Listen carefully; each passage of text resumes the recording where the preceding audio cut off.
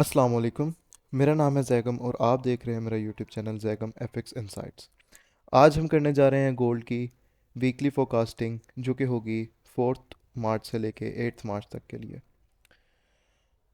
जैसे कि आप लोग जानते हैं, मैंने अपनी पिछली वीडियोस के अंदर मार्केट के एरियाज़ वगैरह दिए हुए थे बाइंग के लिए आप लोगों को, जिसमें से हमारा जो फर्स्ट एरिया था जो कि मैंने आप लोगों को दिया था 39 to 60 का हमारे पास जो एरिया निकल के आता था।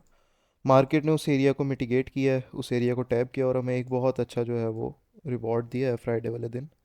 तकरीबन ये आप कह लें इसको 400 प्लस पिप्स जो है वो यहाँ से जो मार्केट ने आपको वो है अप्रोक्स 500 पिप्स का जो है वो रिवॉर्ड दिया है। जैसा कि हम अपने पिछले फोरकास्ट से ही बात करते हुए आ रहे हैं कि जो गोल्ड की मार्केट है वो एक स्ट्रॉन्ग बुलिश ट्रेंड के अंदर है, तो इसके अंदर जो है हम सेलिंग के लिए ज़्यादा नहीं अपना फोकस करेंगे। हमारा जो मेन फोकस होगा वो सिर्फ और सिर्फ बाइंग की तरफ होगा। तो आज हम इसी मार्केट को देखने जा रहे हैं। ठीक है, सबसे पहले हम वीकली चार्ट के ऊपर देख लेते हैं कि मार्केट ने अपनी वीकली कैंडल की कैसे क्लोजिंग की हुई है। अगर आप लोग इस वीकली कैंडल को देखें तो ये हमारे पास एक स्ट्रॉन्ग बुलिश साइन दे रहा है। एक अच्छी इनगल्फिंग कैंडल जो है वो इसने वीकली में अपने बना के खड़ी की है, जिससे हमें स्टिल ये कंफर्मेशन मिल रही है कि मार्केट अभी एक स्टिल एक बुलिश ट्रेंड के अंदर ही है। तो आज हम इसके एरियाज फाइंड आउट करेंगे। आज हम देखेंगे कि हमारे पास आने वाले वीक के अंदर कौन कौन सी बेस्ट अपॉर्चुनिटीज़ होती हैं जहां से हम मार्केट को बाय या सेल कर सकते हैं, और कौन कौन से हमारे पास एरियाज जो हैं वो निकल के आते हैं। इसके लिए हम अपनी डे वन की टाइम फ्रेम के ऊपर स्विच करते हैं। अच्छा, डे वन के टाइम फ्रेम के अंदर भी हमें एक बहुत बड़ी एक कैंडल नज़र आ रही है बुलिश की। ठीक है, अभी अगर हम यहाँ पे फर्स्ट ऑफ ऑल फिबोनाची के रिट्रेसमेंट लेवल्स अगर हम निकाल के देखें तो अच्छा जी, तो हमारे पास यहाँ पर जो फिब के लेवल्स आ रहे हैं वो हमारे पास मार्केट इस ट्रेंड के अंदर, स्ट्रॉन्ग ट्रेंड के अंदर फर्स्ट ऑफ ऑल तो आपके 23% एरिया से भी जा सकती है वापस रिवर्स होके, 38% एरिया से भी जा सकती है। क्योंकि जब एक मार्केट अपने एक स्ट्रॉन्ग बुलिश ट्रेंड के अंदर होती है तो वो इतनी ज़्यादा जो है वो डाउन की तरफ रिट्रेसमेंट नहीं लेती, और अपने जो थोड़ा रिट्रेसमेंट लेवल होता है, जिस तरह के हमारे पास 23% एरिया है और 38% एरिया है, वहीं से जो है वो रिवर्सल ले लेती है। और इसके अलावा अगर हम डेली के ऊपर कुछ और चीज़ों को भी देखें तो हमारे पास मार्केट ने जो मार्केट का एक रेजिस्टेंस लेवल था जो कि हमारे पास 2065 का निकल के आ रहा था प्राइजेस ने, उसको भी ब्रेक कर दिया हुआ है। तो हमारे पास ये भी एक प्रोबेबिलिटी होप बन सकती है मार्केट के अंदर कि प्राइजेस जो हैं वो यहाँ से रिवर्स होके वापस अपने इस एरिया के अंदर आएँ। ठीक है, जो कि हमारे पास 23% एक रिट्रेसमेंट एरिया निकल के आ रहा है, और जो है वो यहाँ से रिवर्सल लें दोबारा से बुलिश साइड की तरफ जो है मार्केट मूव करे। तो हम इसके ऊपर एक जो है वो अपना मार्क करके इस एरिया को रख लेते हैं। और अभी मार्केट जिस जगह पे खड़ी हुई है यहाँ से हम इस एरिया से ही हम सेलिंग की ट्रेड भी जो है वो ले सकते हैं। इसके बारे में हम बात करते हैं फर्दर। तो उससे पहले जो है हम बाकी अपने एरियाज़ को भी देखते हैं।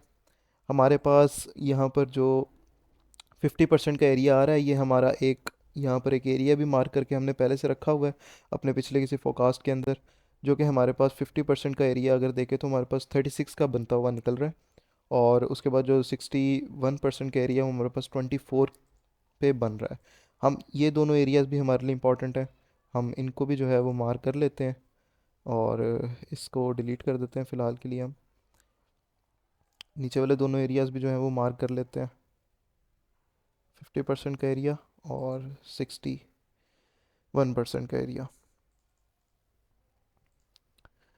इसको अब हम अगर H4 के अंदर जाके देखें तो हमें प्राइसेस जो हैं वो एक स्ट्रॉन्ग बुलिश ट्रेंड यहाँ पर भी हमें शो कर रही है।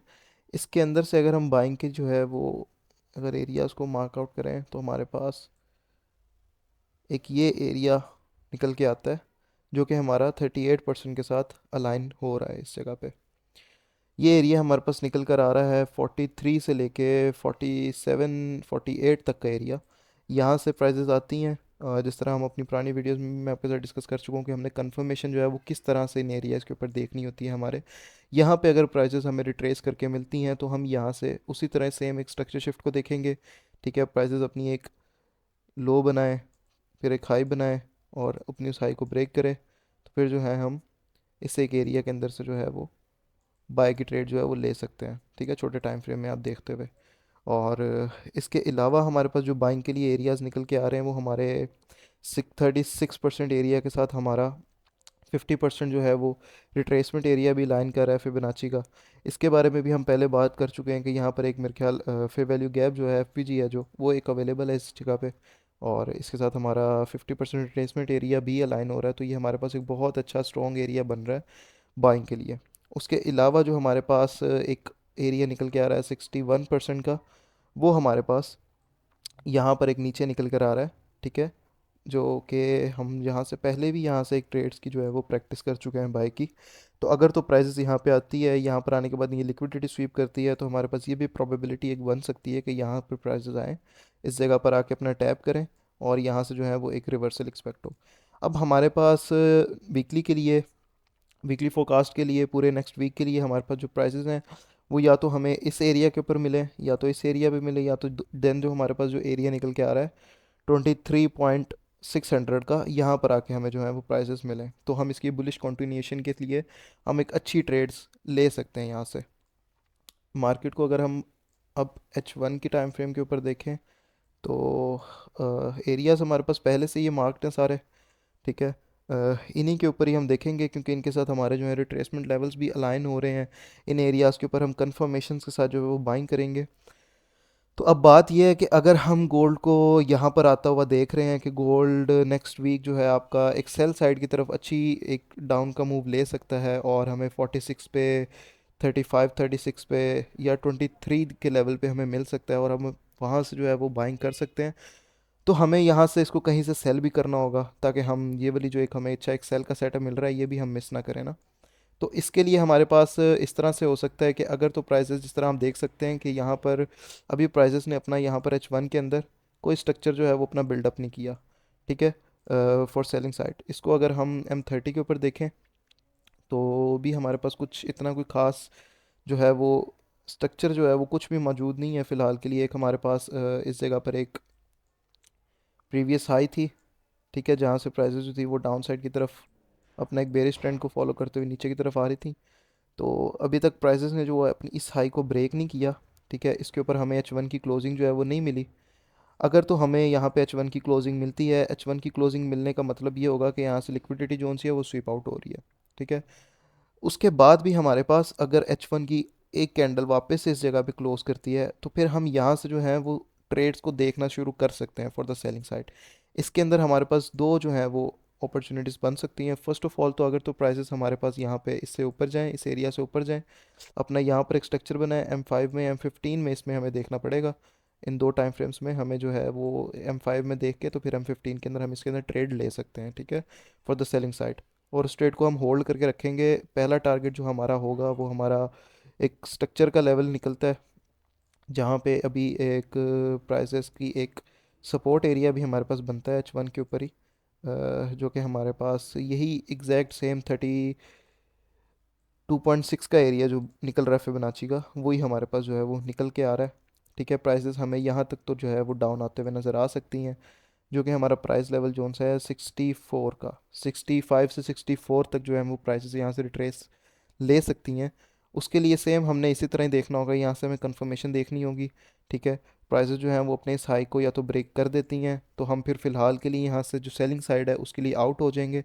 और फिर हम एक और भी सिनेरियो यहाँ पर कर सकते हैं कि हमें जो है वो प्राइसेस जो है वो यहाँ से H1 की क्लोजिंग ऊपर दे, फिर हम यहाँ पर H1 की 3 कैंडल्स का वेट करेंगे, 2 से 3 कैंडल्स का हम इस हाई के ऊपर वेट करेंगे 2088 के ऊपर। 2088 के ऊपर अगर हमें प्राइसेस यहाँ पे 2 से 3 H1 की अपनी कैंडल क्लोजिंग करते हुए यहाँ पे मिलती हैं तो फिर देन हम उसके नीचे स्टॉप लॉस रख के यहाँ से अपनी एक स्ट्रक्चर शिफ्ट देखते हुए छोटे टाइम फ्रेम के अंदर बुलिश साइड का स्ट्रक्चर ब्रेक होते हुए, ठीक है, यहाँ से जो है हम वो एक बाय के ट्रेड के अंदर एंटर हो सकते हैं।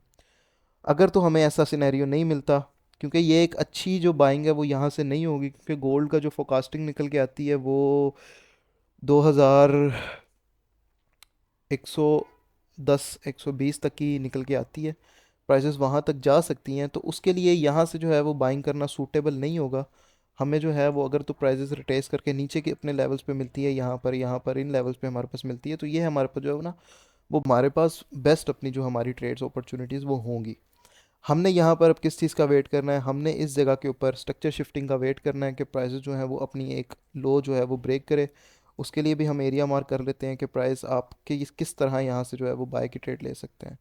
अगर हम इसको M5 नहीं M15 के ऊपर हम इसको देखेंगे, M15 के ऊपर हमारे पास एक ये प्राइसेस की एक लो नज़र आ रही है हमें। ठीक है, इसको अगर हम मार्क करते हैं, इसको हम मार्क कर लेते हैं।